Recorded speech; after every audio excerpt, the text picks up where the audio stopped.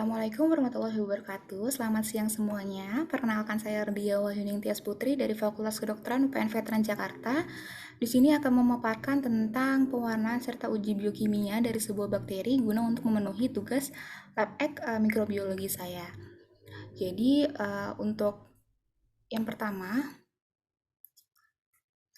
untuk pembahasan yang pertama di sini saya akan membahas Salmonella sp dan yang kedua adalah bakteri Shigella sp.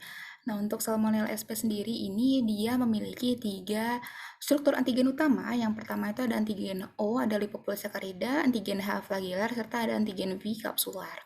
Nah, untuk Salmonella sendiri ini biasanya dia terdapat pada usus manusia, binatang ataupun unggas. Dia juga dapat mencemari makanan, contohnya seperti telur serta daging, dan Salmonella ini dia dapat menyebabkan demam enterik, gastroenteritis, serta ada septikemia. Dan biasanya untuk orang-orang yang memiliki higienitas yang buruk, dia juga sering terpapar Salmonella.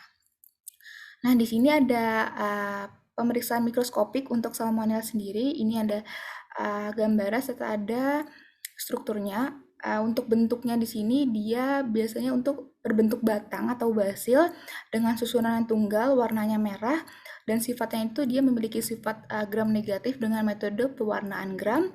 Ukurannya itu biasanya 1 sampai dengan 3,5 kali 0,5 hingga 0,8 mikrometer, dan flagelnya itu adalah flagel peritrik.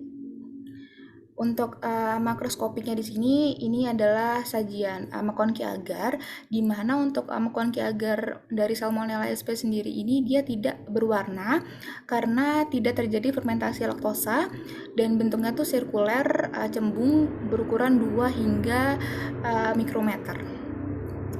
Nah, di sini juga ada sajian dari SSA atau Salmonella Shigella agar. Dia ini koloninya cenderung berwarna hitam karena dia memproduksi dari H2S. Lanjut untuk uji biokimia dari Salmonella sp. Untuk 3 glukosa ini atau SII dia cenderung meragi serta terdapat pembentukan asam ataupun gas. Untuk indol tidak ditemukan indol. Untuk methyl red-nya itu positif, terdapat MR-nya. Untuk VP-nya tidak ditemukan VP dan terdapat sitrat. Terus untuk ureasinya dia tidak menghidrolisis dari ureasinya sendiri. Lalu lanjut untuk Shigella sp. Untuk Shigella sp ini dia biasanya bakteri yang menyebabkan disentri basiler, dan Shigella ini dia biasanya membentuk koloni dalam usus serta dapat merusak epitel usus, tetapi tidak menyebabkan bakteremia. Nah, dia biasanya ditemukan di tinja penderita.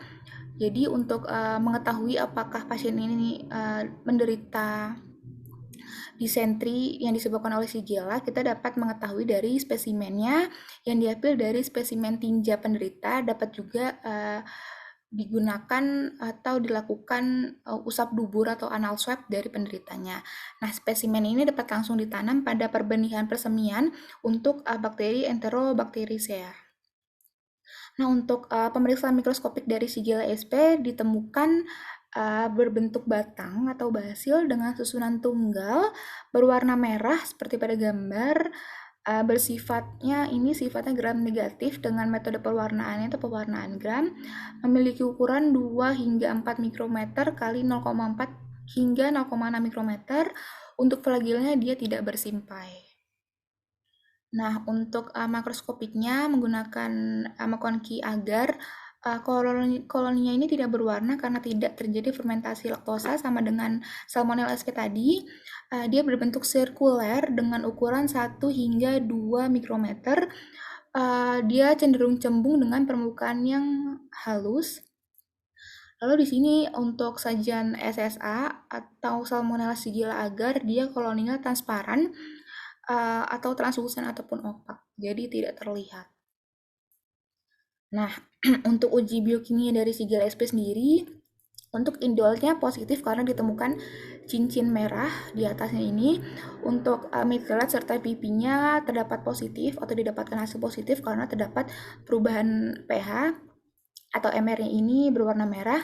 Untuk TSIA-nya didapatkan negatif, sedangkan untuk gula-gulanya di sini ada glukosa, didapatkan hasil positif karena dia meragi dan tidak membentuk gas. Untuk sukrosanya dia didapatkan hasil negatif atau tidak ada. Untuk laktosa didapatkan hasil negatif karena dia tidak membentuk gas, seperti itu. Nah, sekian dari saya. Mungkin ini sumber-sumber yang saya pakai.